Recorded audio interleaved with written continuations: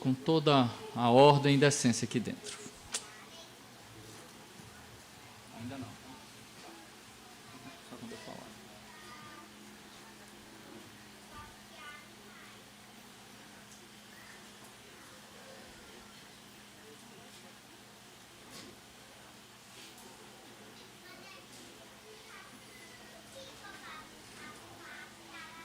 Boa noite, irmãos. Vamos, então, escutar o prelúdio e dar início ao culto de louvor e adoração ao Senhor nesta noite.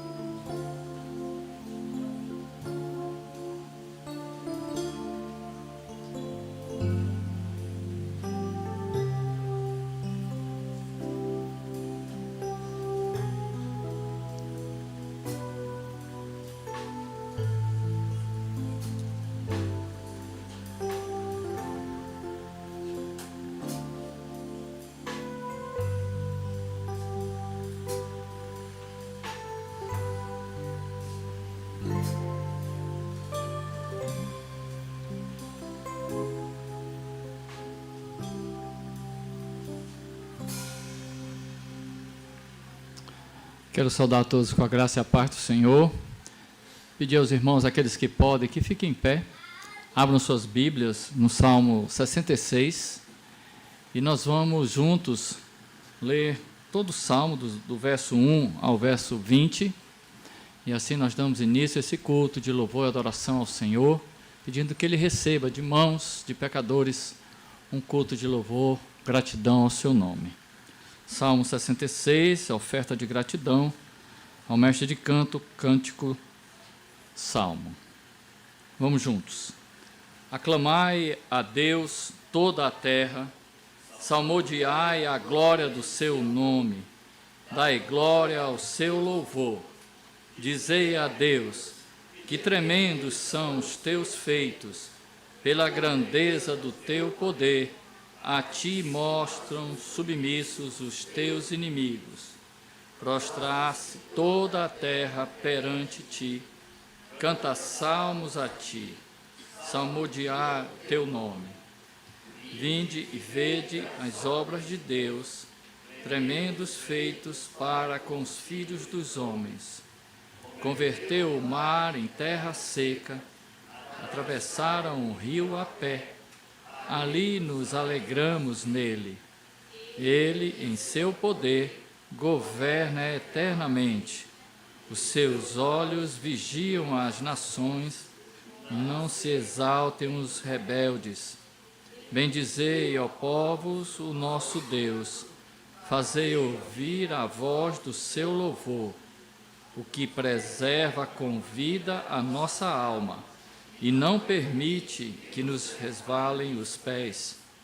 Pois tu, ó Deus, nos provaste, acrisolaste-nos como se acrisola a prata. Tu nos deixastes cair na armadilha, oprimiste as nossas costas. Fizeste que os homens cavalgassem sobre as nossas cabeças.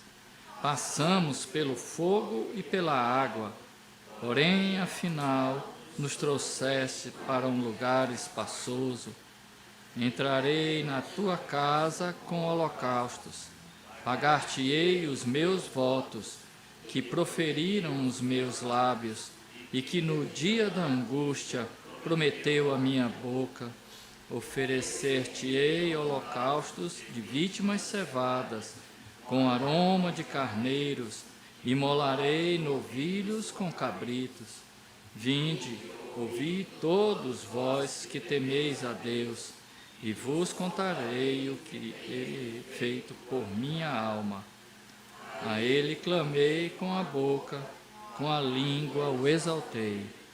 Se eu no coração contemplar a vaidade, o Senhor não me teria ouvido. Entretanto, Deus me tem ouvido e me tem atendido à voz da oração. Bendito seja Deus, que não me rejeita a oração, nem aparta de mim a sua graça. Aleluia, amém. Vou pedir ao nosso irmão Cleon que faça uma oração de louvor, adoração ao nosso Deus. Amantíssimo Deus, louvado e exaltado seja o teu santo nome, Senhor. Em verdade, te louvamos e exaltamos não apenas pela beleza da tua santidade, mas porque de fato tu és um Deus poderoso, um Deus soberano, um Deus misericordioso, um Deus que nos momentos mais difíceis de nossas vidas, onde a nossa fé no Senhor se mostra ao nosso lado, se manifestando através dos teus ensinos, dos teus preceitos, através da tua palavra, Senhor.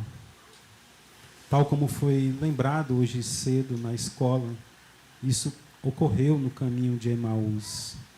Por isso te louvamos, Pai, porque tu és um Deus presente na hora da tribulação, nos momentos de alegria, nos momentos de tristeza. Tu és um Deus cujos planos não podem ser frustrados, ó Pai. E esta verdade foi manifesta na cruz do Calvário, através do teu Filho amado, nosso Senhor Jesus Cristo.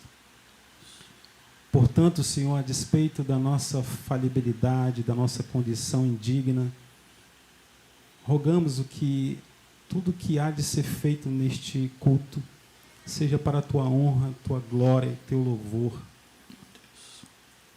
Que o nosso culto prestado a ti esta noite, Senhor, seja uma expressão de gratidão, da nossa gratidão mais sincera por tudo que tu tens feito, tudo do que há de fazer e pelas coisas que ainda haverão de se manifestar em nosso meio, no meio do teu povo, no meio da liderança, no meio dos louvores, nas sociedades internas, nas diversas atividades, compromissos e desafios que temos pela frente, ó Pai. Portanto, Senhor, em nome de Cristo Jesus, aceita o nosso louvor e a nossa adoração. Amém. Amém. Os irmãos podem sentar-se, nós vamos louvar ao Senhor com o hino número 42, o grande amor de Deus.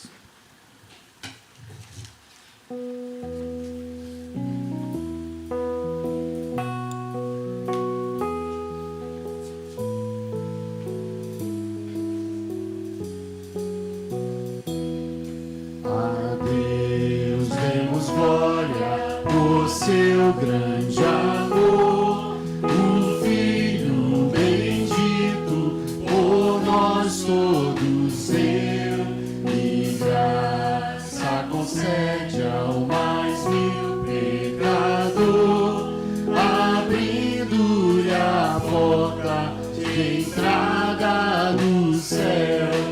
Exultai, exultai, vinde todos louvar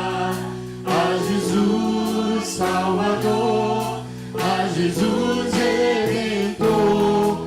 A Deus demos glória, por quanto do céu seu Filho bendito por nós todos deu. Ó graça real, foi assim que Jesus, morrendo seu sangue por nós derramou, herança nos céus com os santos em luz, legou-nos aquele que o preço pagou. Exultai, exultai, vinde todos louvar a Jesus Salvador, a Jesus Redentor.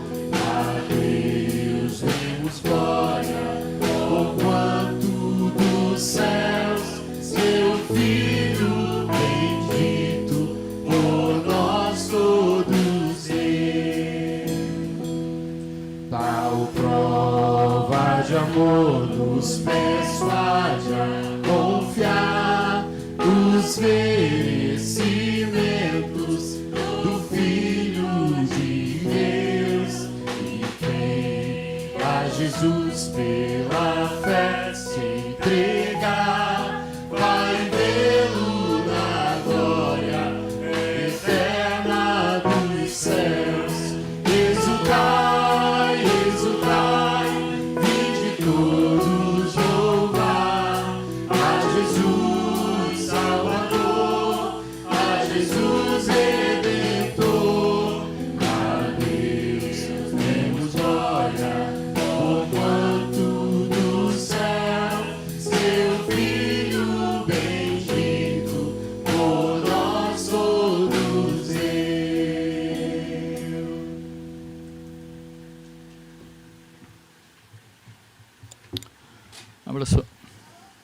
Abra a sua Bíblia, irmão. Eu peço em Hebreus, no capítulo 10. Eu vou ler dos versos de 19 a 31, de Hebreus, capítulo 10. E o irmão, assim mesmo, como está, acompanhe. Aí, assentado, acompanhando a sua Bíblia, eu vou fazer essa leitura. Hebreus, capítulo 10, dos versos de 19 a 31.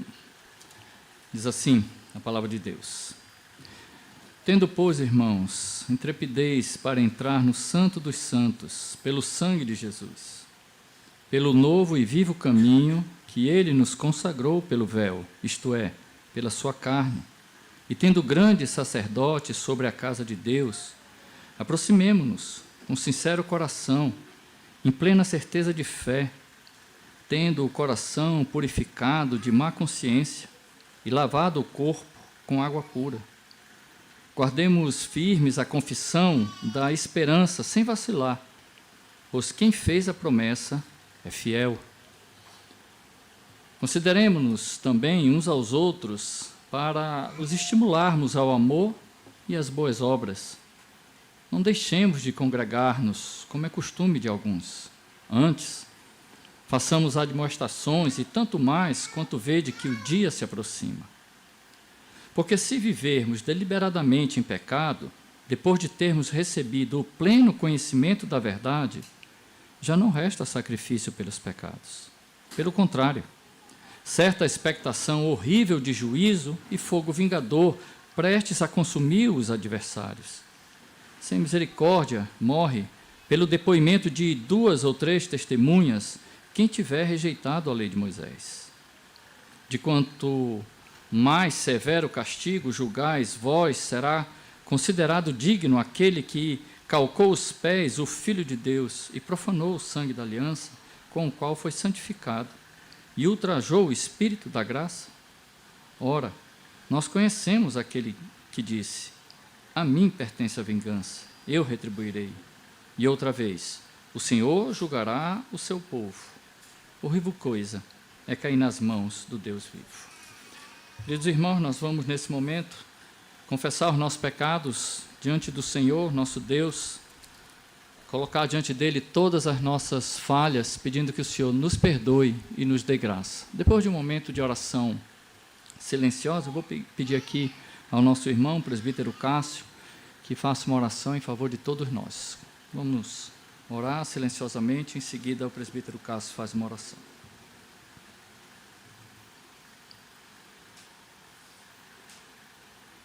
Deus, nosso Pai, Deus de amor, de bondade, como disse o teu servo Daniel, Pai, a nós nos cabe o corar de vergonha, Senhor, porque sabemos, Deus, que temos pecado contra o Senhor. Sabemos, Deus, que por muitas vezes temos alimentado o desejo da carne.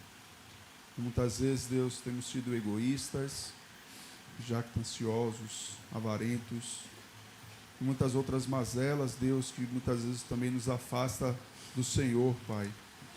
Pedimos perdão, Deus, porque mesmo diante das exortações constantes que temos recebido por meio da Tua palavra, fechamos os nossos olhos, os nossos ouvidos e os nossos corações. Ó Senhor, nos faz, Deus, experimentarmos de um arrependimento sincero e verdadeiro, Pai. Porque a Tua palavra mesmo nos diz, Senhor Deus, que não somente confessar, mas abandonar a prática que desagrada ao Senhor, Pai. Possamos, ó Deus, deixar tudo aquilo, Senhor, que entristece o Teu coração.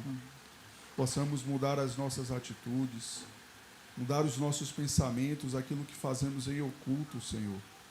Limpa o nosso coração, Pai.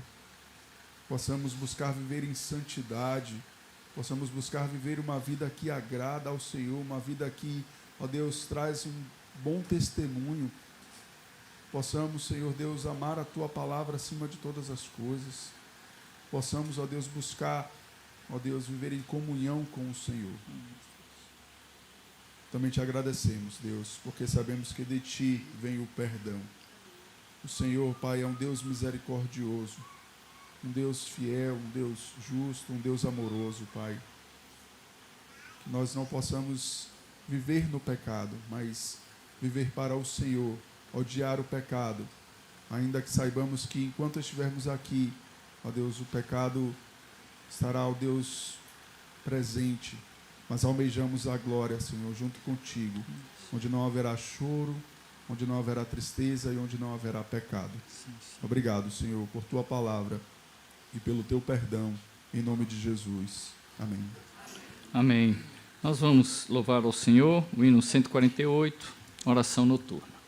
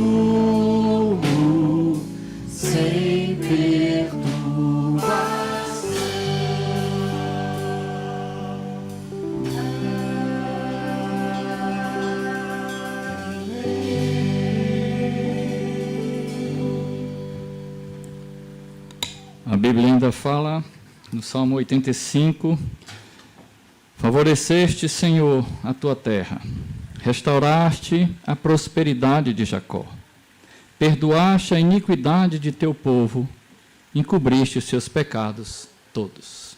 Amém. Eu vou pedir aos irmãos, aqueles que podem, que abram suas Bíblias e aqueles que podem fiquem em pé, em Apocalipse, no capítulo 16, na leitura que fazemos sequencial, Nós vamos fazer isso no capítulo 16, dos versos de 8 a 21. Eu leio um versículo, os irmãos leiam o seguinte, assim nós vamos do 8 até o 21 de Apocalipse 16. Trata do quarto flagelo, o quinto, o sexto, o sétimo flagelo.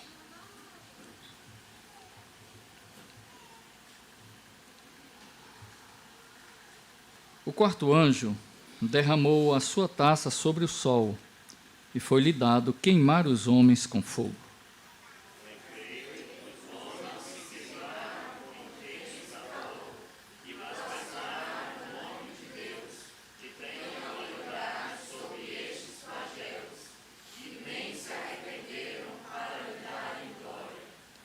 Derramou o quinto a sua taça sobre o trono da besta, cujo reino se tornou em trevas, e os homens remordiam a língua por causa da dor que sentiam.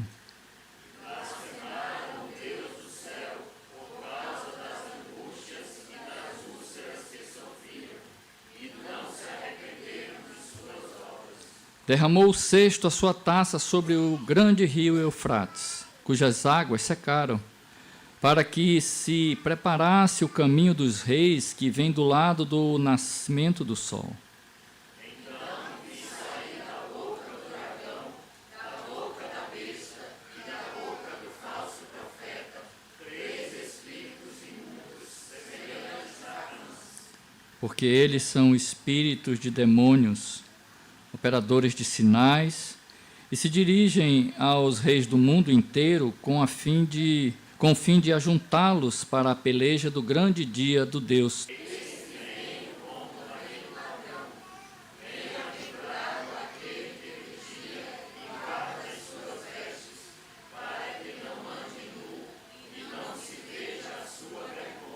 Então, os ajuntaram no lugar que em hebraico se chama Armagedon.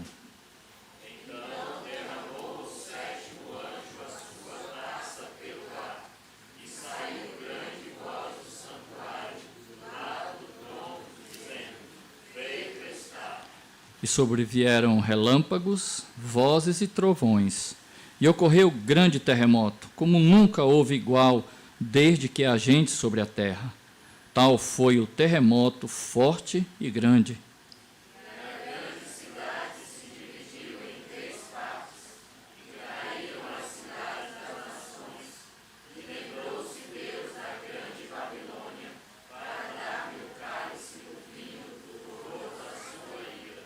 Todas as ilhas fugiram e os montes não foram achados.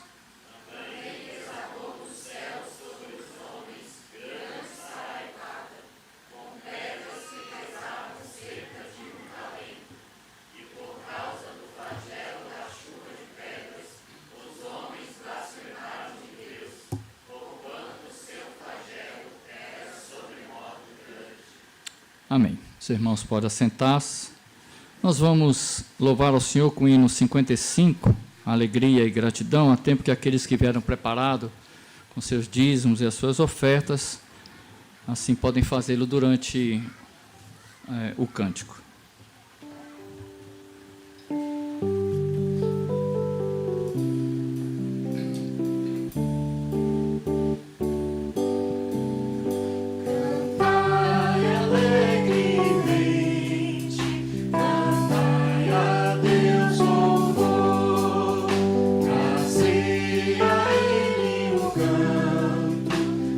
Exultação e amor,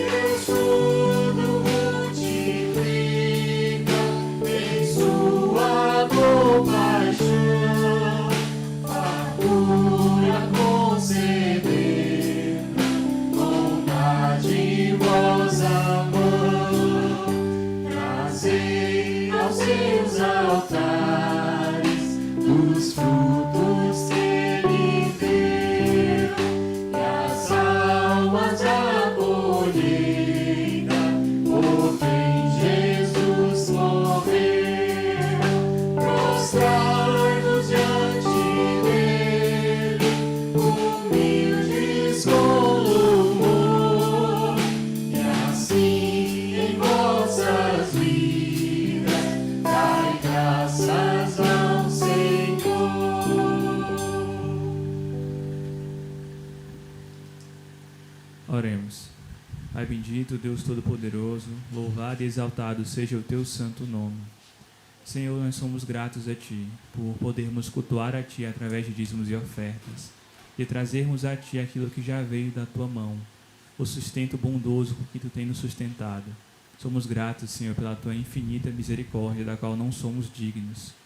Senhor, nós Te rogamos que dê aos nossos corações sempre fidelidade, zelo e alegria em trazer a Ti dízimos e ofertas. Que façamos isso, Senhor, com o coração feliz, Te adorando e Te glorificando, Senhor.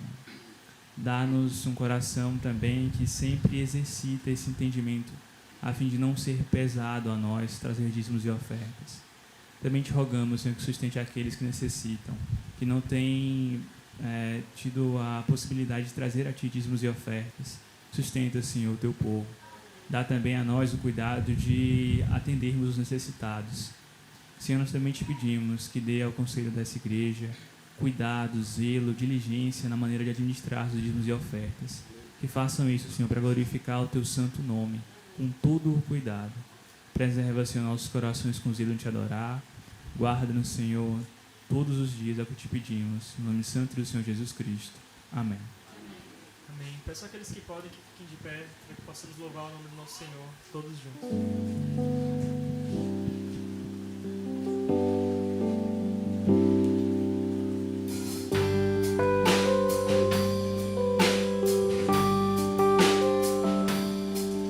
Cantai ao Senhor um cântico novo.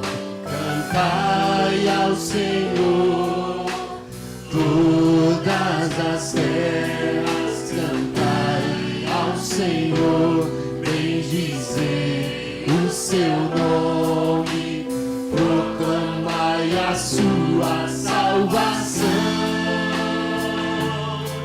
Anunciai entre as nações a sua glória, entre todos os povos as suas maravilhas, porque grande é o Senhor e digno de ser louvado, mais temível do que falsos deuses.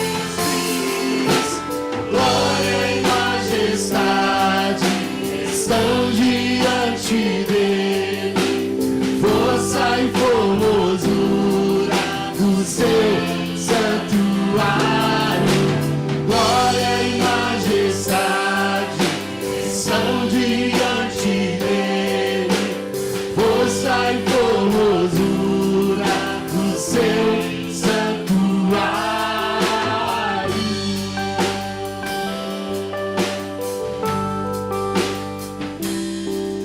Cantai ao Senhor um cântico novo. Cantai ao Senhor todas as terras. Cantai ao Senhor, bendizei o seu nome. Proclamai a sua salvação. Anunciai entre as nações a sua glória, entre todos os povos as suas maravilhas, porque grande é o Senhor e digno de ser louvado, mais temível do que falsos deuses.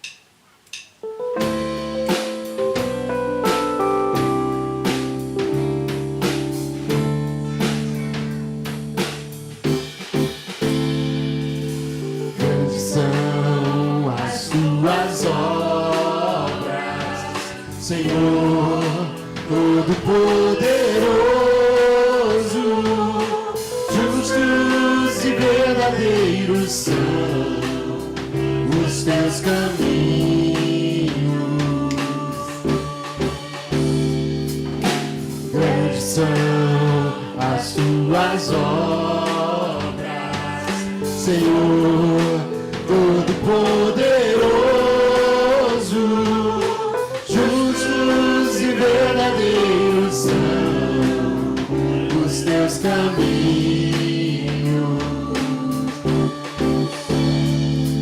Ó Rei das nações, quem não temerá, quem não glorificará teu nome? Ó Rei das nações, quem não te louvará, pois só teu nome é santo. Ó Rei das nações, quem não temerá, quem não glorificará teu nome? Ó Rei das nações, quem não te louvará, pois só teu nome é santo. Todas as nações virão e adorarão diante de ti, pois os teus atos de justiça se fizeram manifestos. Todas as nações virão e adorarão diante de ti, pois os teus atos de justiça se fizeram manifestos.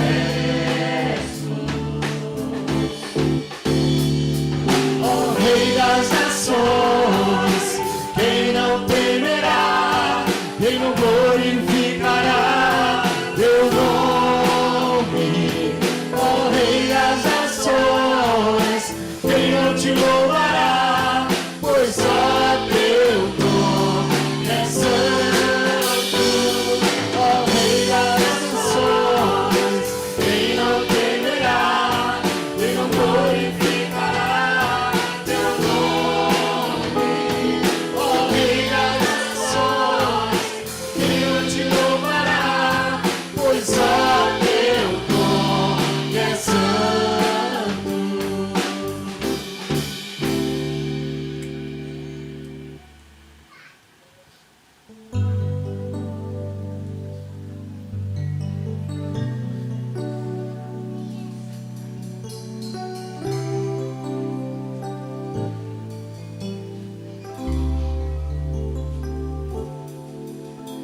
Seja engrandecido, ó Deus, a minha vida. Tu és o Deus da minha salvação. És a minha rocha, a minha segurança. Meus lábios sempre te exaltarão. Aleluia, te louvo, pois sei que sobre todos és Senhor. Aleluia, te louvo,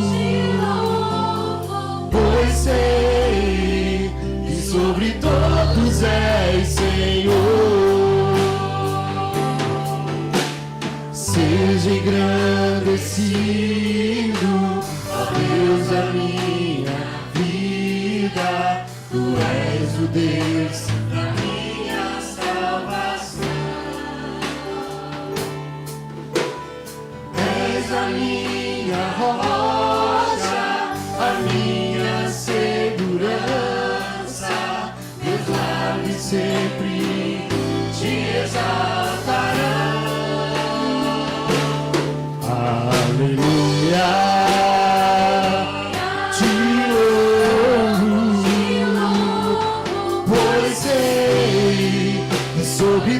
todos és Senhor.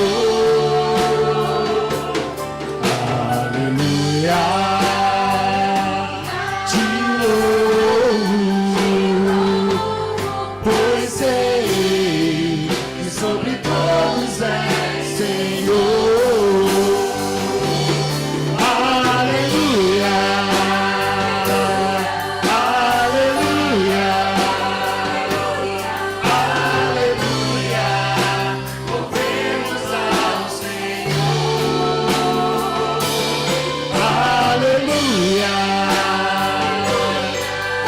Aleluia. Aleluia. Louvemos ao Senhor. Bem, podemos nos assentar.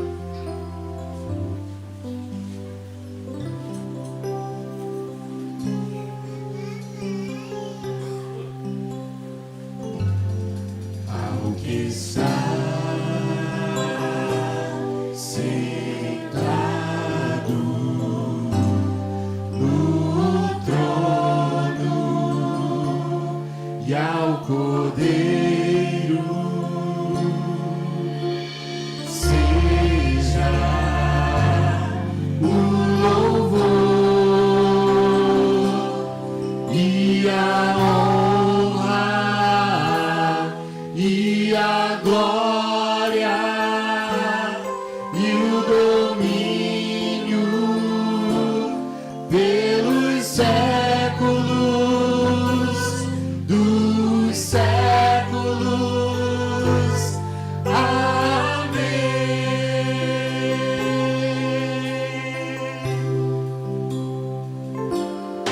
Ao que está sentado no trono e ao Cordeiro seja o louvor e a honra e a glória e o domínio pelos séculos dos séculos. Amém.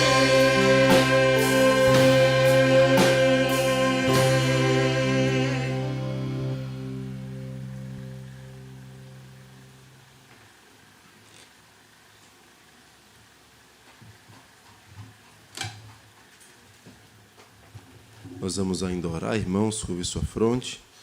Vamos orar em intercessão, ações de graças.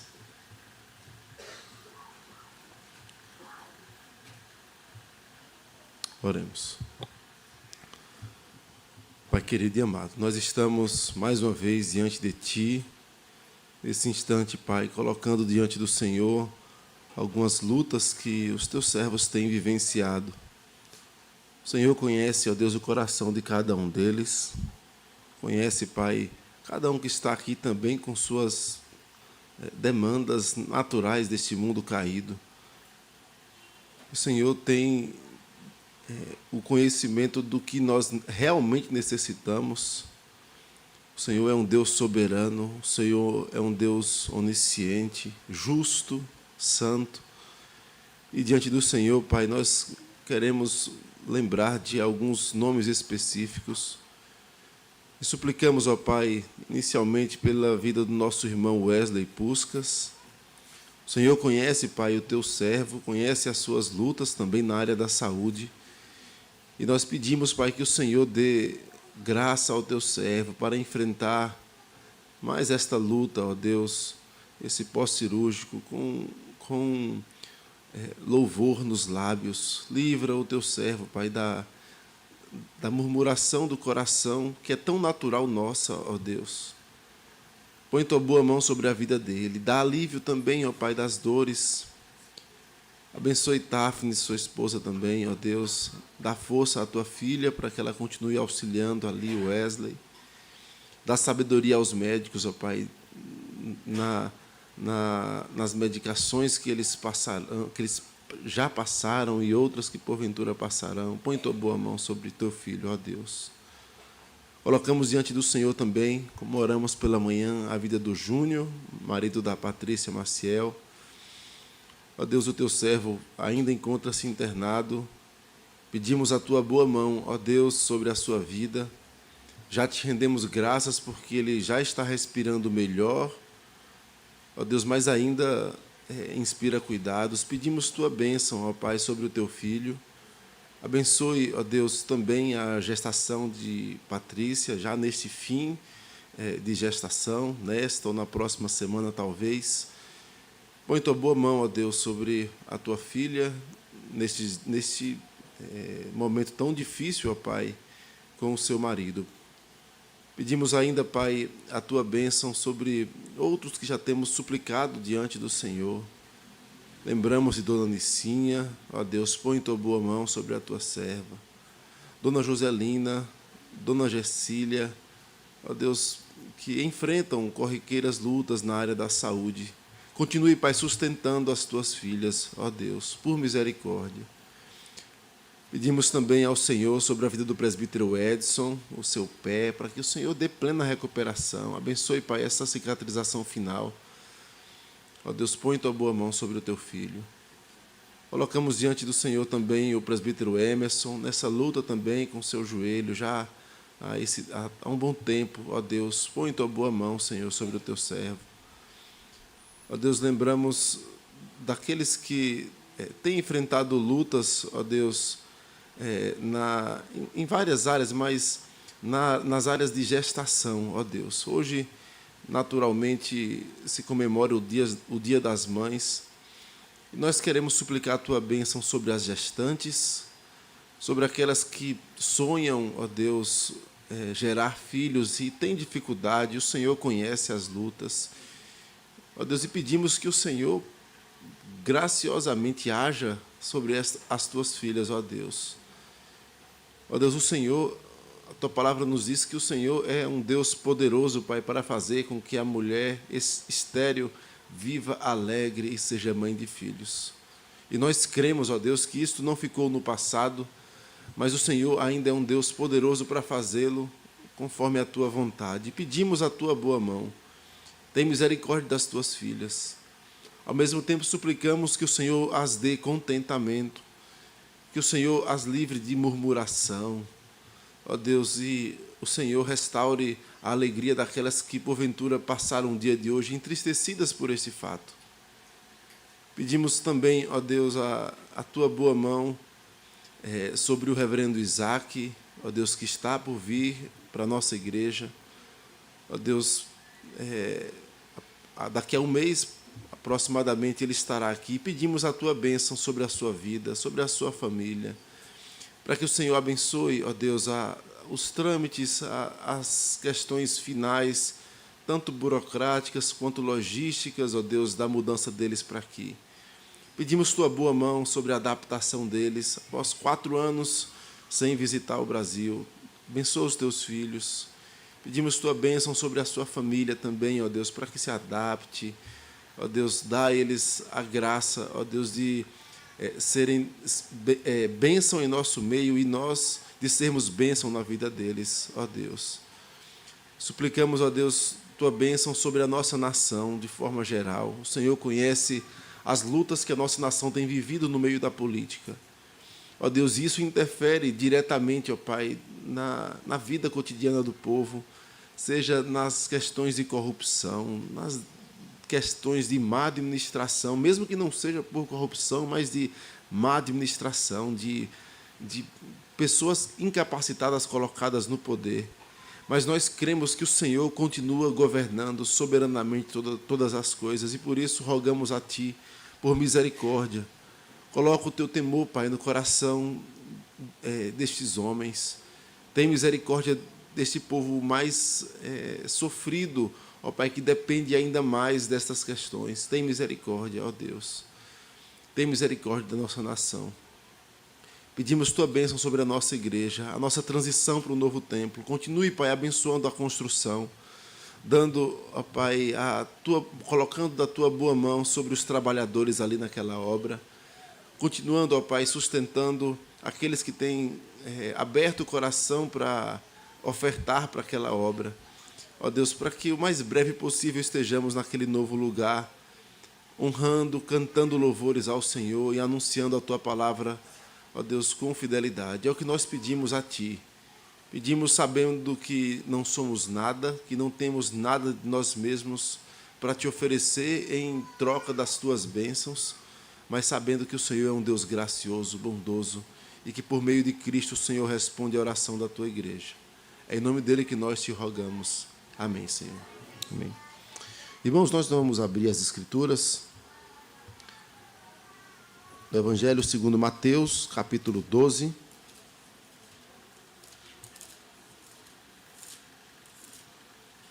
Mateus 12.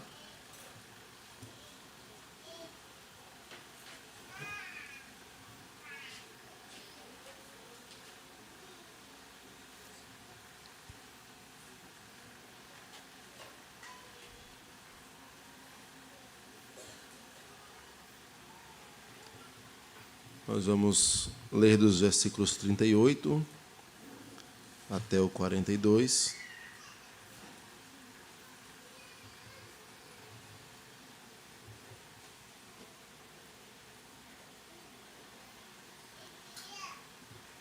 Diz assim a palavra do Senhor.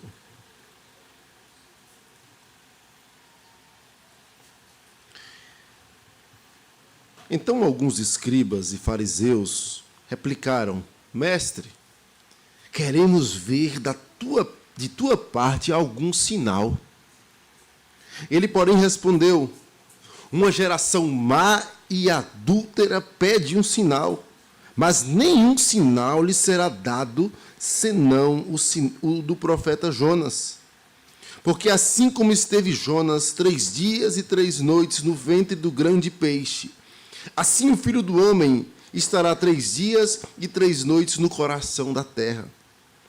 Ninivitas se levantarão no juízo com esta geração e a condenarão, porque se arrependeram com a pregação de Jonas. E eis aqui está quem é maior do que Jonas. A rainha do sul se levantará no juízo com essa geração e a condenará, porque veio dos confins da terra para ouvir a sabedoria de Salomão, e eis aqui está quem é maior do que Salomão. Amém. Que Deus abençoe a leitura da sua palavra. Nós vamos orar mais uma vez. Pai, nós pedimos nesse instante, mais uma vez, que o Senhor abra o nosso entendimento. Tua palavra nos fala, o salmista clamando ao Senhor: desvenda os nossos olhos para que contemplemos as maravilhas da Tua lei. É a nossa oração nesta noite. Nós cremos que a Tua palavra é lâmpada para os nossos pés, que a Tua palavra é doce, mais doce do que o mel. Mesmo quando ela nos atinge como espada de 2 gumes, ela é doce, porque ela nos conduz ao Teu Filho Jesus. E mais uma vez, nesta noite, nós te pedimos: Senhor, fala conosco. Tem misericórdia da Tua igreja, Senhor. Visita-nos nesta noite. Pedimos assim, no nome santo do nosso Senhor Jesus. Amém, Senhor.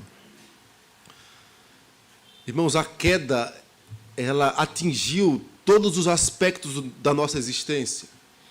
Não teve um só centímetro da criação, da mesma forma que o Abraham Kuyper diz que não há um centímetro que Deus não possa dizer meu.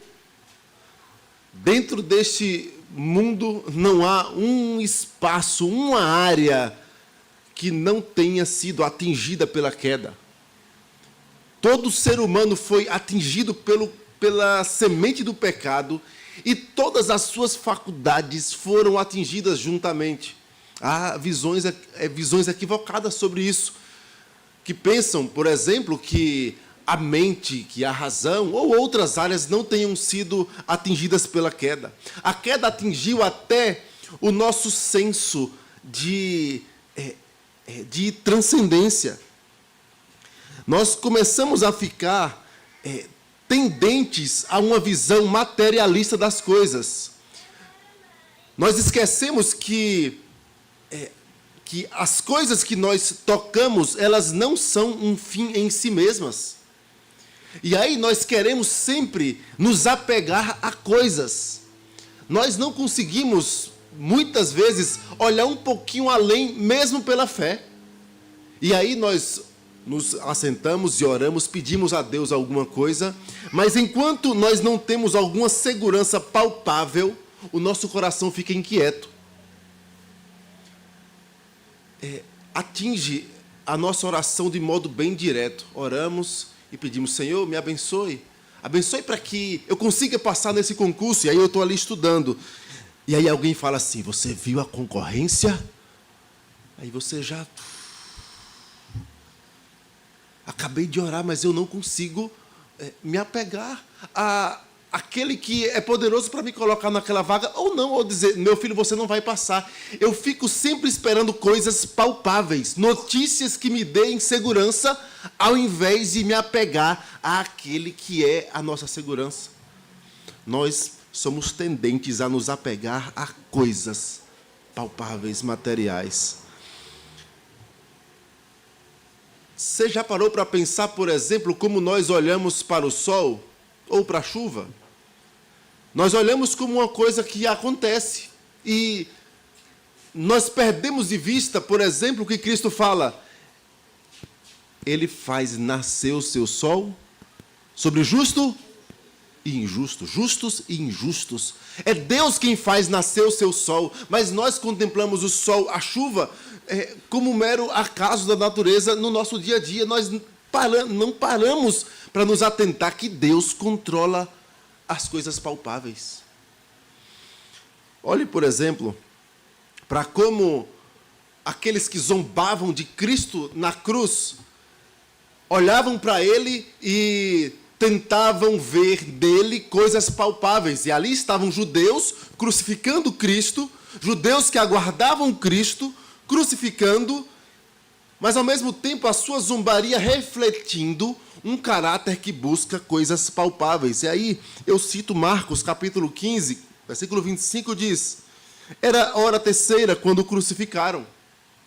E por cima estava em epígrafe a sua acusação: o rei dos judeus. Com ele crucificaram 2 ladrões, um à sua direita e outro à sua esquerda. E cumpriu-se a escritura que diz: com malfeitor lhes foi contado. Os que iam passando blasfemavam dele, meneando a cabeça e dizendo: ah, tu que destróis o santuário e em 3 dias o reedificas, salva-te a ti mesmo. Já que tu é o Messias, faz alguma coisa que eu veja. Eu preciso ver que tu é o Messias. E aí o texto ainda diz: desce da cruz. De igual modo, os principais sacerdotes com os escribas, escarnecendo entre si, diziam: salvou a outros, a si mesmo não pode salvar-se. Desça agora da cruz o Cristo, o Rei de Israel, para que vejamos e creiamos. Também os que com ele foram crucificados o insultavam. Inclusive aquele que se arrependeu depois também insultou a Cristo em um primeiro momento. O nosso coração quer coisas palpáveis. Naturalmente é assim. Desde a criança, chega para o pai: pai, você disse que ia acontecer isso. Não, mas não já é tal hora? Por que não aconteceu ainda? Ele: calma, meu filho, calma, não é agora ainda. Nós queremos logo. Nós queremos ver alguma coisa. E se não virmos, nós muitas vezes não cremos. Agimos de maneira contrária ao que é fé. Ora, a fé é a certeza das coisas que se esperam e a convicção de fatos que não se veem. Mas nós queremos ver alguma coisa. Os crentes querem sinais. Você quer ver um exemplo bem normal no meio evangélico? Como é que estão as igrejas, normalmente, como é que estão as igrejas que pregam sinais, coisas palpáveis, vistas? Cheias de gente, procurando sinais. Mas igrejas que pregam a palavra, algo que parece ser subjetivo, que não me parece palpável, ensino das Escrituras, essas são mais difíceis de encher, porque os homens naturalmente querem sinais, querem coisas para apalpar. Quer mais? Religiões que têm ritos materiais palpáveis, elas são mais fáceis, porque você pode ter a sensação de que fiz o rito e já cumpri a minha religiosidade, porque tem alguma coisa palpável. Nós gostamos de coisas palpáveis. Esse tipo de tentação é comum, irmãos. Mas, quando olhamos para nós, as nossas orações, mais uma vez, pense um pouquinho. Eu me recordo de alguns momentos, eu já citei aqui, que me marcaram de olhar para a igreja de forma geral. Você deve se recordar de um grande jejum que as igrejas evangélicas fizeram durante a pandemia. E aí os líderes evangélicos conclamaram as igrejas a fazer o jejum. E aí marcou o dia do jejum. Não aconteceu nada, a pandemia continuou. Deus, na sua soberania, encerrou no dia que Ele quis. Mas no outro dia, o povo evangélico continuou vivendo do seu jeito, que nós temos visto, longe do Evangelho, cada um vivendo sua vida, como se nada tivesse acontecido. Deus não fez um grande milagre, então, vida que segue. Vida que segue. Mas pense, qual é a sua sensação quando você ora e o seu marido não se converte? Quando você ora e o seu filho continua longe dos caminhos do Senhor? Ou alguma causa na justiça, ou alguma causa na sua família, uma desavença, e você ora anos após anos, irmãos que não se falam, e, meu Deus, que pessoa dura de coração, e continua do mesmo jeito. E aí a sua sensação, muitas vezes, é de desistir de orar. Porque você não vê nenhum sinal. E você perde a fé de que Deus é poderoso para transformar ou mudar aquela situação. Nós queremos ver alguma coisa. Alguém fala assim, você viu fulano? Agora parece que tem alguma mudança. Não. Nós queremos ver alguma coisa para crer num Deus que tudo pode. Irmãos, assim foi o período em que Cristo esteve em nosso meio. Quando olhamos para o nosso contexto, ainda em Mateus 12, alguns versículos anteriores nós não vamos ler, mas você vai ver, por exemplo, dos versículos 1 ao 8, Jesus curando num sábado, apontando contra a incredulidade daqueles homens a respeito de quem é Cristo, e ele mostrando, ele é o Senhor do sábado. Depois você vê ele curando um homem com a mão ressequida, dos versículos 9 até o 14, também no sábado. Depois ele aponta para ele mesmo como sendo o Messias, quando ele aponta para aquela profecia de Isaías, versículos 15 em diante, aí versículo 18 ele diz, eis aqui o meu servo que escolhi, o meu amado, em quem a minha alma se compraz. E ele vai citando, apontando para ele mesmo, a profecia de Isaías dizendo, ele era o Cristo, que ele era o Cristo. Mas o povo continuando com o coração incrédulo. Percebam, cura no sábado, depois ele apontando as profecias para ele mesmo. Depois ele cura um endemoniado, mostrando que ele domina sobre o império das trevas também, que os demônios se submetem a ele. Mas ainda assim, isto não era suficiente para eles crerem. Eles querem alguma coisa mais grandiosa.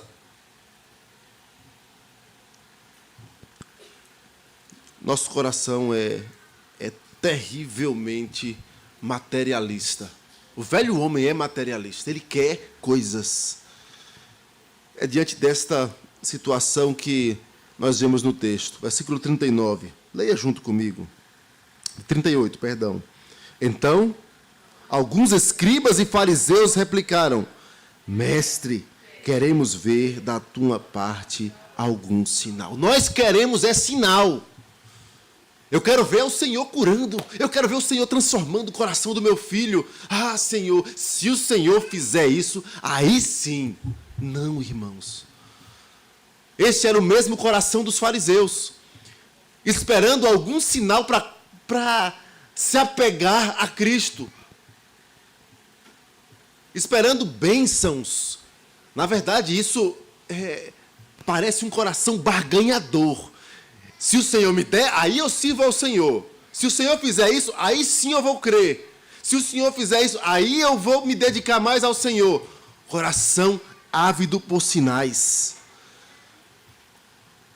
É diante disso que Cristo dá uma resposta para esta geração. E aí, para as crianças que estão anotando, talvez já esteja aí, qual o tema? As crianças que estão na frente estão sem a projeção. O tema é o sinal de Jonas. O tema é o sinal de Jonas. Irmãos, Cristo dá uma resposta para eles. Versículo 39, dizendo: Ele, porém, respondeu: uma geração má e adúltera pede um sinal, mas nenhum sinal lhe será dado, senão o sinal do profeta Jonas. Lembre-se que no contexto, os fariseus, aqueles que cercavam a Cristo, tentando sempre prová-lo, testá-lo, sem crer nele, atribuíram obra que ele fez a Beelzebu. Ele faz isso em nome de Beelzebu. E Cristo chama de raça de víboras, quando ele, naquele episódio do endemoniado, ainda no mesmo capítulo, mostrando a malignidade do coração deles. Então, quando ele fala uma geração má, há aqui um apontamento para esse contexto, desta geração que, vendo tantos sinais, vendo tantas coisas feitas pelas mãos, pela palavra de Cristo, continuavam incrédulos e ainda atribuindo a sua santa e boa providência, expulsando demônios ao próprio Beelzebu. E aí Cristo fala: essa geração é maligna. Mas ele ainda diz: esta é uma geração adúltera. E o que é que Cristo está querendo dizer com isso? É uma provável referência às denúncias dos profetas no Antigo Testamento a respeito de um povo que conhecia ao Senhor, que estava com o privilégio de viver e vivenciar tantas dádivas da parte de Deus, mas continuava se prostituindo com falsos deuses. E os profetas denunciavam: é uma geração adúltera. Israel adulterou contra o Senhor com os seus falsos deuses. E aí Cristo, mais uma vez, usando a mesma linguagem: geração maligna, geração adúltera. Vocês não vão ter um sinal, nenhum sinal lhes será dado. E aí ele vai dizer o porquê. Eles rejeitaram os sinais mais claros. Primeiro sinal que o Senhor Jesus aponta em nosso texto, antes de chegar no sinal de Jonas, é o sinal da pregação. Observe o que diz o versículo 41, e didaticamente nós não vamos seguir a ordem cronológica do texto.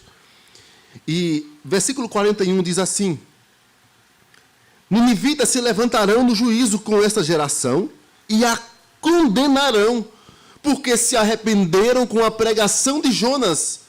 E eis aqui está quem é maior do que Jonas.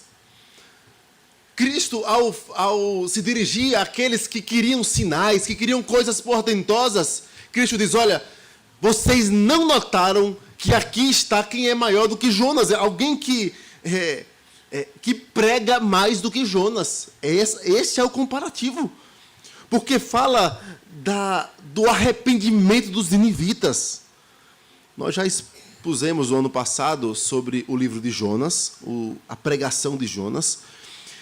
Mas perceba na vida de Cristo como os evangelhos apontam para a diferença na pregação de Cristo com todos os demais que vieram antes dele. Por exemplo, Lucas capítulo 4, crianças, texto que o pastor citou. Lucas capítulo 4, versículos 16 a 22. Vou repetir.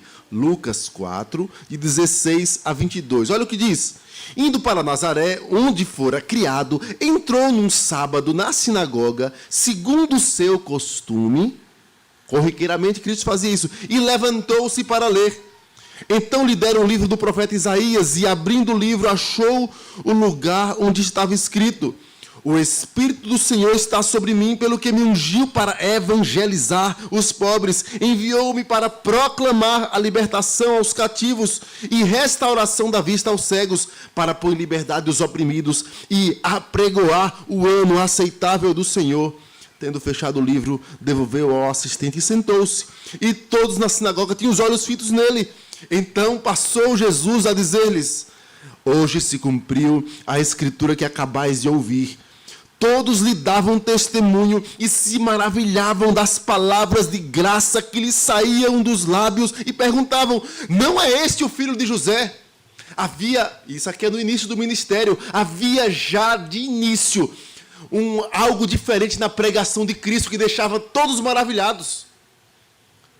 Pare e pense que em boa parte do ministério de Cristo, a falta de coragem de apedrejar a Cristo também tinha relação com a autoridade com que ele falava. A pregação de Cristo era diferenciada, era cheia de poder, cheio da graça, como diz o texto. Após o Sermão do Monte também há uma referência à sua pregação. Mateus capítulo 7, versículos 28 e 29. Quando Jesus acabou de proferir estas palavras, estavam as multidões maravilhadas da sua doutrina, porque ele as ensinava como quem tem autoridade e não como os escribas. Nós mencionamos, quando falamos de Filipe e Natanael, e como Filipe chega e chama Natanael, seu irmão, e Cristo, ao se deparar com aqueles, nesse contexto de Cristo, ao se deparar com aqueles discípulos, tinha apenas uma palavra.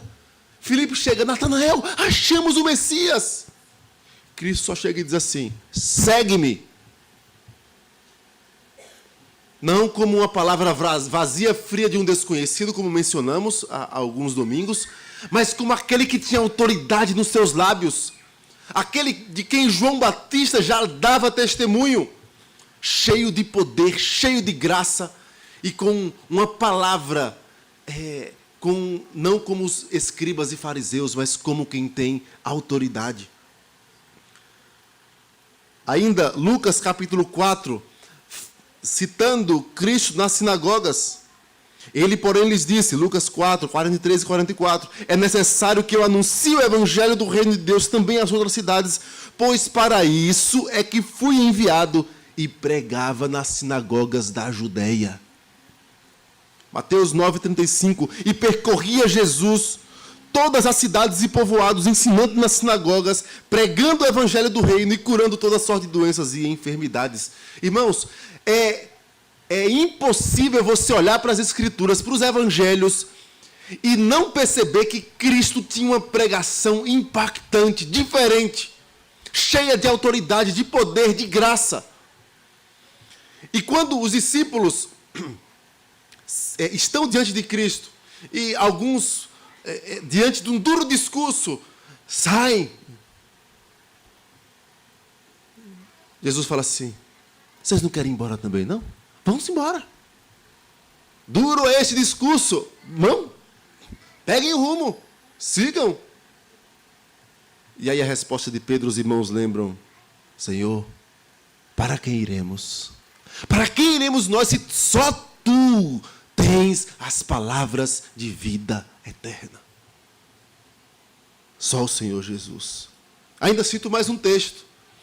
O texto dos discípulos de Emaús, um dos textos que mais alegram o meu coração. Texto em que os discípulos estavam lá, junto com ele, Cristo falando a respeito de tudo que constava nas Escrituras, no Antigo Testamento, a respeito dele. Pense em Jesus falando em Gênesis, em Êxodo. Não é panorama de escola dominical, não. Era Cristo, o próprio Cristo falando a respeito de si. E aí, quando chega e Cristo desaparece, após toda aquela história que os irmãos conhecem, eles falam assim: não nos ardia o coração quando ele nos falava sobre as Escrituras. Tinha algo diferente nessa palavra, eu sabia que era ele. Irmãos, a pregação de Cristo foi superior à de Jonas. Aí eu trago uma citação de William Hendrickson, que ele faz um comparativo, e vale a pena se atentar. Jonas foi... a cidade de Nínive recebeu um profeta que pregou a palavra. Os escribas e fariseus tiveram não só um profeta, o próprio Deus encarnado, o Filho do Homem, que costumeiramente estava vivendo com eles e pregando para eles corriqueiramente. Nínive teve um profeta pecador, insensato, rebelde, e se converteu. Deu ouvidos à pregação. Aqueles homens, escribas e fariseus, tinha aquele que é completamente sem pecado, santo, perfeito, justo, cheio de sabedoria, cheio de compaixão. Jonas não tinha compaixão, não. Só de uma planta, da cidade não. A mensagem de Jonas era de condenação da parte de Deus. Embora tivesse um chamado ao arrependimento, a ênfase estava: dentro de 40 dias, Nínive será subvertida. O resumo da mensagem de Jonas é: em 40 dias, Deus destruirá Nínive. Cristo, além da mensagem dura de juízo, que Cristo também falou várias vezes, apresentava a graça, o perdão, a salvação completa e gratuita. Ainda, Jonas não chegou em Nínive com milagres. Vou fazer um milagre aqui para atestar a palavra, para atestar que ele vem da parte de Deus. Não tinha sinais que autenticavam a mensagem de Jonas. E Nínive se arrependeu. Os fariseus tinham uma mensagem corroborada por milagres jamais vistos e que não se repetirão. Em outra ocasião podemos falar sobre isso. Na intensidade e na periodicidade dos sinais não se repetirão nesses aspectos. Por último, ele conclui dizendo: olha, a mensagem de Jonas foi dirigida a um povo que não desfrutava de nenhuma das bênçãos que os escribas, fariseus e seus seguidores desfrutavam. Os escribas fariseus tinham a palavra, tinham o privilégio de conhecer toda a história de um Deus que prometeu redenção ao seu povo. Eles tinham as promessas, eles tinham a lei, eles tinham o culto, os sacrifícios. Lembre-se de Jonas no ventre do peixe e rogando: Senhor, será que eu voltarei a ver o teu templo, o teu santo templo? Salmo 84, quão amáveis são os teus tabernáculos. Ou ainda, um outro salmo, não me recordo a referência exata, mas que diz: uma coisa peço ao Senhor e a buscarei, que eu possa morar na casa do Senhor todos os dias da minha vida. Eles tinham isso, os fariseus, mas eles desprezavam.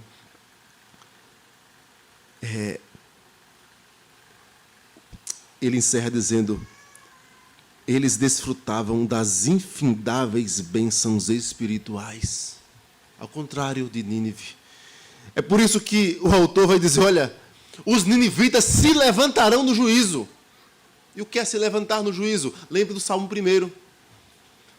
Quando fala sobre a congregação dos justos se desviando do caminho dos ímpios. E ele fala que os ímpios não se levantarão no juízo. Olha, os ímpios não se levantarão, porque se levantar dá a ideia de quem vai julgar. Então, ninivitas se levantarão no juízo, é o que o nosso texto diz.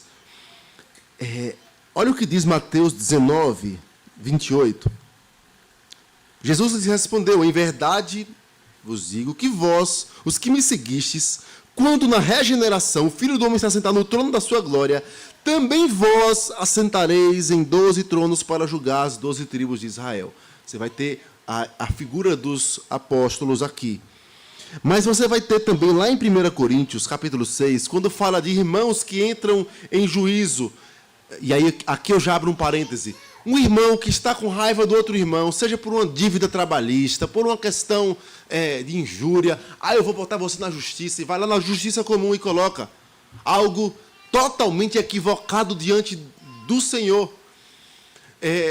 Paulo fala aos coríntios, vocês têm irmãos que estão entre os ímpios para julgar a causa de vocês? E Paulo vai dizer lá em 1 Coríntios 6, vocês esqueceram que vocês vão ser usados por Deus para julgar até anjos caídos? Então, a ideia é, não tem um sensato, um crente, alguém cheio do Espírito Santo no meio de vocês para mediar e julgar a causa de vocês? Vão perante um ímpio. Mas é um juiz. Não, é um ímpio. É alguém que não teme ao Senhor e vocês vão demandar lá fora. Fecho o parêntese e menciono. A palavra de Cristo é dizer, os ninivitas se converteram de fato. Ali não foi comoção ou medo, simplesmente terror do juízo. Eu estou com medo do juízo e aí eu vou seguir esse Deus e depois eu vivo minha vida. Não. Cristo está dizendo, foi conversão de fato àquela pregação de Jonas. E no último dia eles se levantarão também para julgar até os anjos caídos. E vocês, escribas e fariseus, vocês vão ser julgados, sabe por quê? Porque os ninivitas se arrependeram diante da pregação de Jonas. E vocês têm o próprio Cristo, maior do que Jonas. Nós conhecemos a mensagem de Cristo. Nós lemos hoje na carta aos Hebreus, olha, se quem rejeita a lei, quem rejeita Moisés, quem rejeitou aqueles ensinos tão preciosos, não ficou sem juízo, sem castigo da parte de Deus, quanto mais quem rejeita o próprio Cristo, continuando deliberadamente contrário à sua pregação, ao seu ensino, à sua verdade.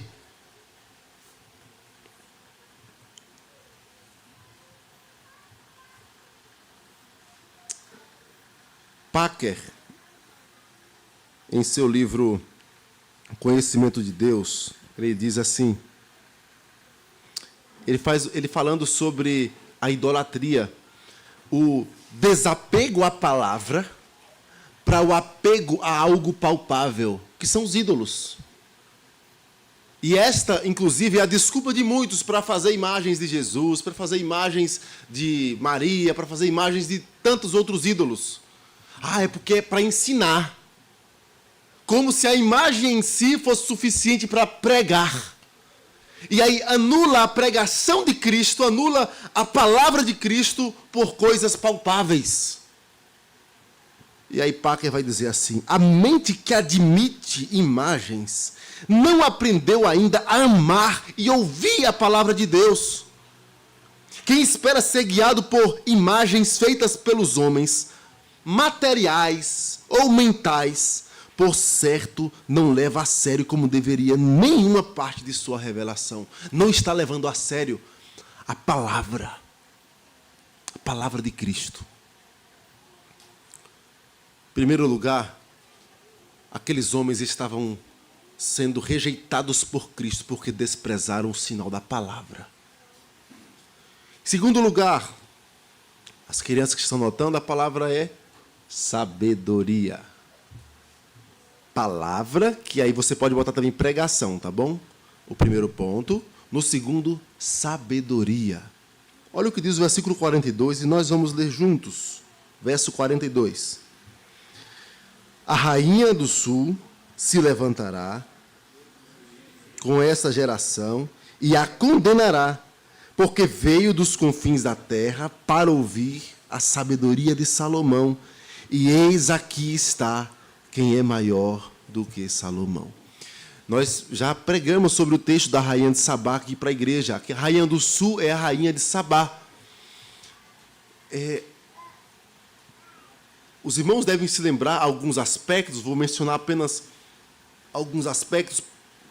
É quando a rainha chega lá no reino, ela chega com seus presentes para entregar a Salomão. Ela ouviu falar do nome do Deus da aliança. O texto vai falar, ela saiu de lá porque ela ouviu falar do grande nome do Deus da aliança. Não foi simplesmente porque era Salomão, era a sabedoria de Salomão que proclamava o nome do Deus da aliança, conforme o texto que nós já vimos em outra ocasião. E aí, quando ela chega com seus presentes reais, e naquela cerimônia da troca de presentes tão comum em um momento amistoso, o texto interrompe lá e mostra assim, olha, ela chega e ela abre o seu coração para Salomão e começa com as perguntas. Ela não entrega os presentes. Ela chega curiosa, eu quero saber que sabedoria é essa, eu quero saber dessas coisas. E aí o texto vai dizer que ela fica impressionada com a roupa, a sabedoria de Deus expressa na roupa que os oficiais, que aqueles que serviam a Salomão vestiam. Sabedoria na comida, o modo, os pratos. Ela enxergou sabedoria no meio do povo de Deus. Sabedoria no trono. Ela percebeu, olha, é porque o Senhor ama a Israel, que te colocou no trono que pertence a Ele. O texto fala, é porque tinha sabedoria no culto. Ela viu sabedoria no templo. Quando ela viu os sacrifícios, o templo, que sabedoria. Porque há mesmo sabedoria no meio do povo de Deus. O povo de Deus é um povo sábio. Por quê? Porque ele bebe daquele que é a fonte de toda a sabedoria. Estava ali diante deles, dos fariseus e escribas, aquele que é maior do que Salomão. Mas eles desprezavam. Eles queriam sinal. Eles queriam apalpar alguma coisa. Eu só creio se eu tiver isso, se o Senhor me der isso, se eu mostrar isso. Você deve se lembrar, ainda sobre mostrar sinal, daquele texto de João, está entre o capítulo 4 e o capítulo 6. Quando os escribas, fariseus, eles pedem a Cristo um sinal e desprezam a multiplicação dos pães. Multiplicação dos pães? Moisés deu, foi pão do céu. Eu quero é sinal. Alguma coisa maior. E Cristo não dá sinal para aquela geração. Olhe para a pessoa de Cristo e perceba como as Escrituras nos mostram a respeito da sua sabedoria. Lembre-se das promessas antigas a respeito deles. Os irmãos conhecem. Crianças, textos que o pastor citou. Isaías 9:6. Está aí um versículozinho para vocês decorarem, crianças. Isaías 9:6. É um versículo bem fácil. Porque o menino se nasceu, um filho se nos deu, o governo está sobre os seus ombros, e o seu nome será Maravilhoso Conselheiro, Deus Forte, Pai da Eternidade e Príncipe da Paz. São 4 expressões adjetivadas. A primeira delas, que é a que nós nos atemos, ele é um conselheiro maravilhoso. Ele é um sábio maravilhoso. É alguém que conhece de fato todas as coisas. Assim vai ser o Messias. Esta era a promessa. Olha ainda Isaías capítulo 11. Esse é um texto que explica, inclusive, um texto de Apocalipse, quando fala que Cristo é aquele que tem os 7 espíritos. Fala, ele é aquele, eu sou aquele que tem os 7 espíritos. E falar dos 7 espíritos, você fica assim, o que é 7 espíritos? É a plenitude do Espírito Santo? Também tem relação com a plenitude do Espírito Santo. Mas é uma referência a Isaías 11. Olha o que diz aqui. Do tronco de Jessé sairá um rebento e das suas raízes um renovo. Repousará sobre ele. Aí vem a lista. O Espírito do Senhor. O Espírito de sabedoria, de entendimento, Espírito de conselho, de fortaleza, o Espírito de conhecimento e de temor do Senhor. Deleitar-se-á no temor do Senhor, não julgará segundo a vista dos seus olhos, nem repreenderá segundo o ouvido dos seus ouvidos, mas julgará com justiça os pobres e decidirá com equidade a favor dos mansos da terra. Ferirá a terra com a vara de sua boca e com o sopro dos seus lábios matará o perverso. A justiça será o cinto dos seus lombos e a fidelidade o cinto dos seus rins. Ele será cheio do espírito de sabedoria. Estava ali diante deles o Deus eterno, aquele que é onisciente, aquele que em Paulo diz assim, ora, ó profundidade da riqueza, tanto da sabedoria quanto do conhecimento de Deus, quão insondáveis são os seus juízos, inescrutáveis os seus caminhos. Quem, pois, conheceu a mente do Senhor? Quem foi o seu conselheiro? Quem primeiro deu a ele para que ele venha a ser restituído? Uma referência a Jó. Porque dele, por meio dele e para ele são todas as coisas. Cristo é a expressão da sabedoria de Deus. Sabedoria lá que Salomão escreve lá em Provérbios é uma expressão da pessoa de Cristo. Estava diante deles, mas eles preferiam sinais. Sinais. Crianças, talvez vocês possam se justificar assim às vezes. Olha, faz uma coisa de errado. Não, pai, não, mãe, mas é que eu sou criança ainda. Às vezes peca contra o Senhor e quer justificar pelo fato de ser criança. Sabe o que a Bíblia fala sobre Jesus? Lucas 2,52. Anote também, crianças, textos que o pastor citou. Lucas 2,52. E crescia Jesus em sabedoria, e estatura e graça diante de Deus e dos homens. Jesus Cristo, criança, crescia em sabedoria.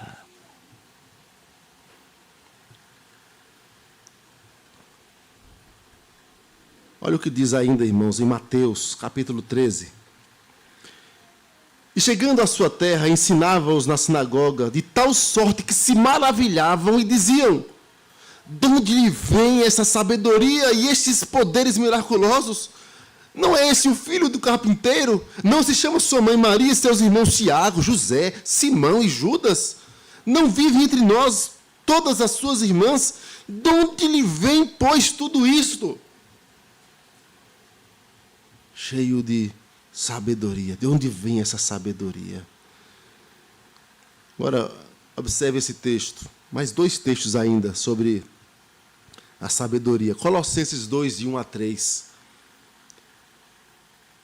Eu vou ler apenas a parte final desse trecho, que diz assim: em quem, falando de Cristo, todos os tesouros da sabedoria e do conhecimento estão ocultos. Talvez você se pergunte assim, por que Jesus não mandou logo, Deus não mandou Jesus Cristo vir ao mundo lá atrás, antes de tanta perversidade? Precisou tanta perversidade acontecer para que Deus mandasse Jesus?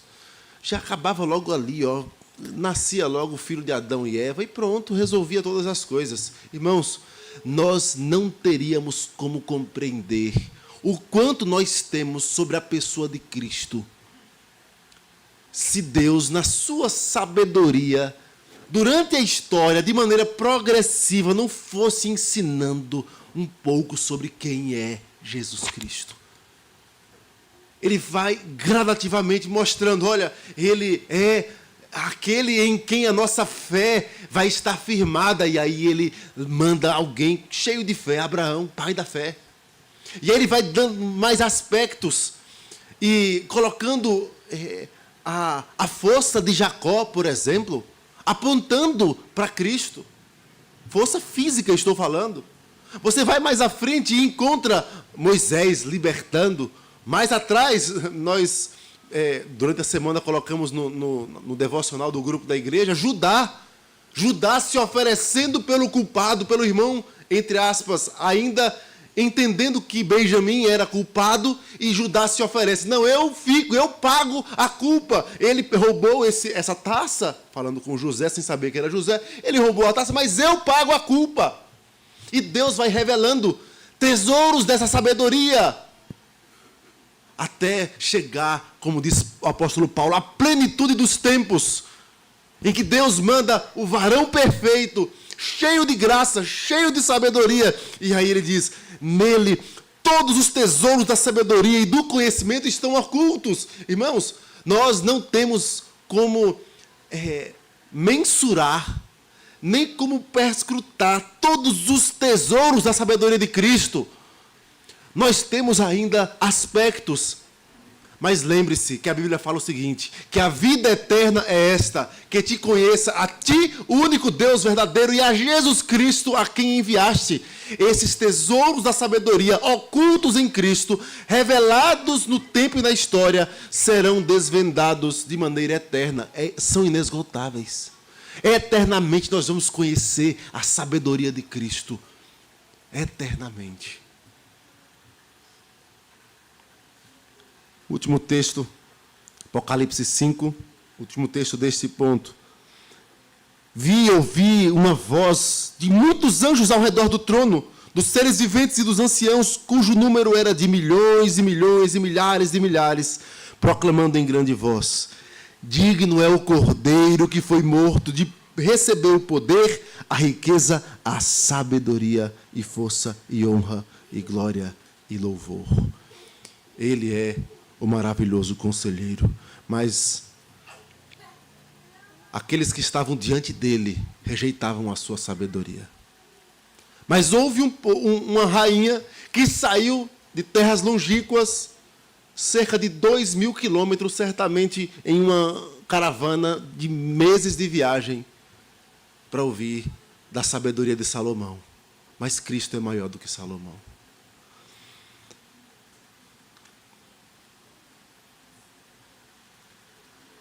Ainda, irmãos, em terceiro e último lugar,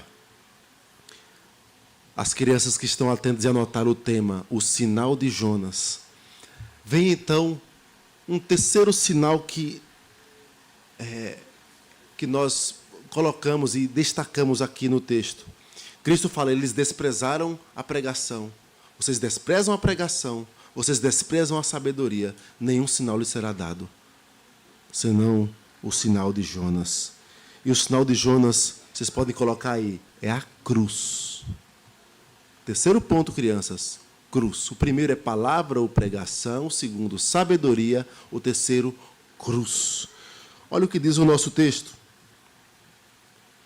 Nenhum sinal, parte final do versículo 39, nenhum sinal lhe será dado, senão o do profeta Jonas, porque assim como esteve Jonas 3 dias e 3 noites no ventre do grande peixe, assim o Filho do Homem estará 3 dias e 3 noites no coração da terra.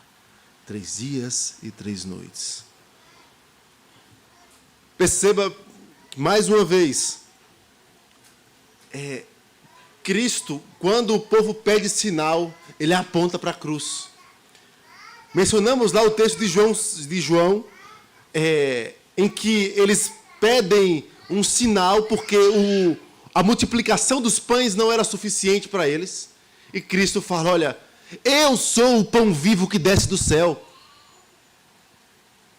Apontando, inclusive, para a sua morte. Apontando para a ceia. O meu corpo é verdadeira comida, o meu sangue é verdadeira bebida. Apontando para a sua morte, para a cruz. Quando o rico e o Lázaro, quando ele conta a parábola do rico e do Lázaro, ele fala o seguinte. O rico fala, pai, eu te imploro, que mandes a minha casa paterna, porque eu tenho 5 irmãos, para que lhes dê testemunho, a fim de não virem também para este lugar de tormento. Respondeu Abraão, eles têm Moisés e os profetas, ouçam-nos. Mas ele insistiu, não, pai Abraão, se alguém dentre os mortos for ter com eles, eles vão se arrepender-se-ão, como diz o texto. Abraão, porém, lhe respondeu, se não ouvirem a Moisés e aos profetas, tampouco se deixarão persuadir, ainda que ressuscite alguém dentre os mortos. O que é que Moisés e os profetas anunciavam? Os discípulos de Emaús ouviram da boca do próprio Cristo. Anunciavam a cruz. Porque o texto vai dizer lá, olha, ele discorrendo de Moisés e os profetas, falou-lhes a respeito disso. Convinha que o Cristo padecesse. O sinal é a cruz. Mateus 16, já pode esse texto, você pode passar algumas páginas. Versículo 1, aproximando os fariseus e os saduceus, pedindo que lhe mostrasse um sinal vindo do céu. Eles continuavam, eu quero um sinal. Ele, porém, lhes respondeu, chegada a tarde, dizeis, haverá bom tempo porque o céu está avermelhado. E pela manhã, hoje haverá tempestade porque o céu está em um vermelho sombrio. Sabeis, na verdade, discernir o aspecto do céu e não podeis discernir os sinais dos tempos? Uma geração má e adúltera pede um sinal, e nenhum sinal lhe será dado, senão o de Jonas. E deixando, retirou-se. Eles continuam, eu quero um sinal. E Cristo mostra, é a cruz, é a cruz. Ai, Senhor, se o Senhor respondesse essa minha oração, aí a minha fé ia ficar mais vibrante. Não, a cruz tem que ser suficiente para que o seu coração arda pelo Evangelho, pelas coisas do reino, por viver santidade. Se a cruz não é suficiente, nada mais será. Nada. Eu quero um sinal. A cruz é o sinal. Os fariseus insistiram, eu quero um sinal. Mais à frente, eu quero um sinal. Ele repete, o sinal de Jonas, é o de Jonas. 3 dias e 3 noites. Esta expressão é usada por críticos. Jesus não ficou 3 dias e 3 noites. Era uma expressão idiomática para apontar para 3 dias, conforme a contagem dos hebreus. O hebreu ele contava assim, o dia corrente contava já como 1. Nós normalmente contamos o amanhã como o primeiro dia. Quantos dias falta para terça-feira? Você faz, hoje é domingo. Segunda, terça, falta 2 dias. O judeu não, ele contava. Falta 1, hoje, domingo. Amanhã, segunda, terça. O judeu contava assim. Então, os críticos que tentam achar alguma coisa aqui, não tem. Era uma expressão idiomática usada. 3 dias e 3 noites. Jonas, quando estava no ventre, ele fez uma oração e ele diz assim, desci até os fundamentos dos montes. Ele estava no mar, ele sabia que ele estava no mar. Mas ele mostra assim, eu estava morto e ressuscitei. Desci aos fundamentos dos montes, desci até a terra, cujos ferrolhos se correram sobre mim para sempre. Contudo, fizeste subir da sepultura a minha vida, ó Senhor meu Deus. Fizeste-me subir da sepultura. Irmãos, Cristo estava mostrando para eles, olha a cruz. Morto 3 dias, mas vou ressuscitar dentre os mortos. E se a obra de Cristo não é suficiente para aquecer seu coração, para fazer você ser um crente cada vez mais parecido com Cristo, para você desejar ardentemente as Escrituras, buscar a sabedoria que vem dele, nada mais vai fazer.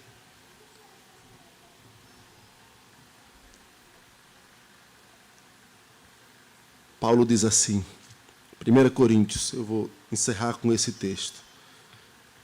Certamente, a palavra da cruz é loucura para os que se perdem, mas para nós que somos salvos, poder de Deus. Pois está escrito, destruirei a sabedoria dos sábios e aniquilarei a inteligência dos instruídos. Onde está o sábio? Onde o escriba? Onde o inquiridor deste século? Porventura não tornou Deus louca a sabedoria do mundo? Visto como na sabedoria de Deus, o mundo não o conheceu por sua própria sabedoria, aprove a Deus salvar os que creem pela loucura da pregação. Porque tanto judeus pedem sinais, como os gregos buscam sabedoria, mas nós pregamos a Cristo crucificado, escândalo para os judeus, loucura para os gentios, mas para os que foram chamados, tanto judeus como gregos, pregamos a Cristo, poder de Deus e sabedoria de Deus. Nós temos a Cristo. Nós queremos sinais. O velho homem quer isso. Eu quero um sinal. Senhor, Abençoa-me nesse... Eu estou tentando comprar uma casa, estou tentando fazer isso. Eu tenho esses projetos, não dá certo. Eu estou com um problema com o meu cônjuge, não dá certo, eu acho que não vai ter jeito. Ah, meu filho, minha filha, meu pai não teme ao Senhor. Eu oro a vida toda, eu vou desistir. Tantos são os questionamentos que temos legítimos e oramos. E a palavra de Cristo para estas questões é: ore sempre e não esmoreça.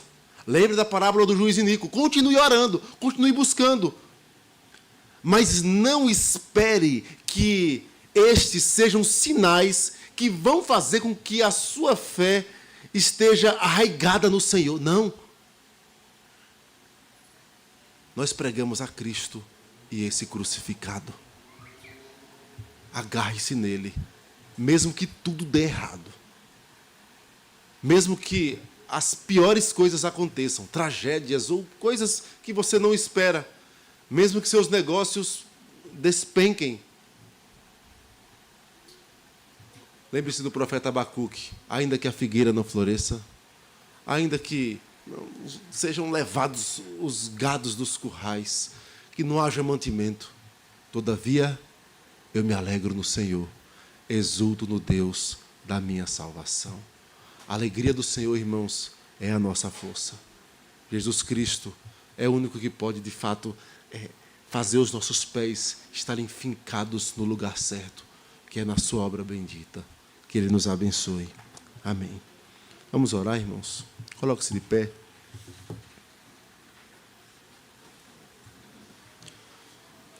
Nosso Deus eterno, Pai amado, nós estamos diante de uma palavra tão bendita, palavra viva, palavra que atingiu o nosso coração e transformou o nosso coração.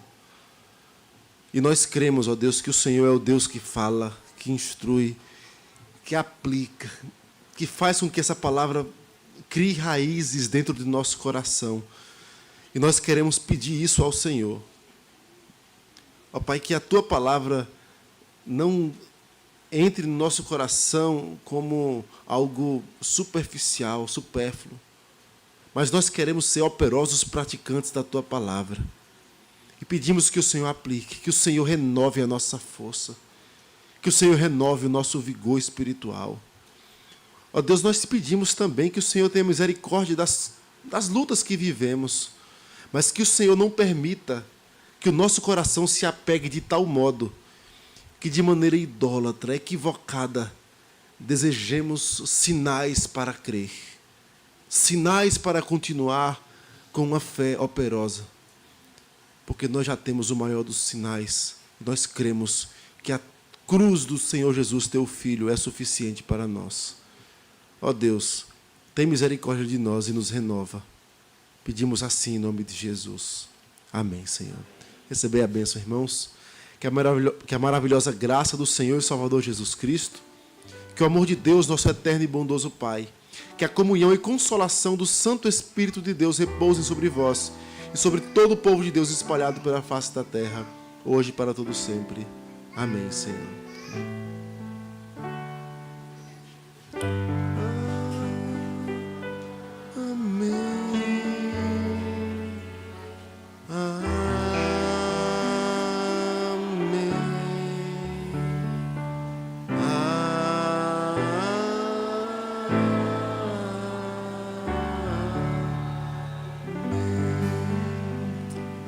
Sentai-vos, aguarde o pós-lúdio.